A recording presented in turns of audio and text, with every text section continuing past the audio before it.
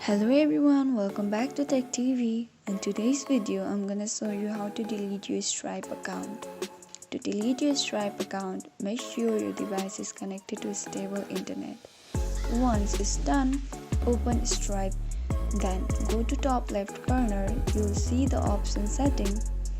Click on the setting button. Now you'll see this type of options in your screen.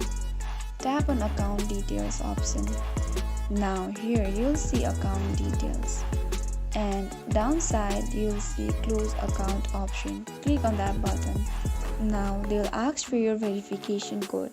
You will get a verification code on your Gmail account, so check your mail for verification code.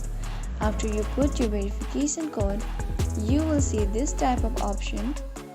Click on close account. Now your account has been successfully deleted. If you found the video to be helpful, go ahead and give us a thumbs up. Don't forget to subscribe to our channel by hitting the subscribe button.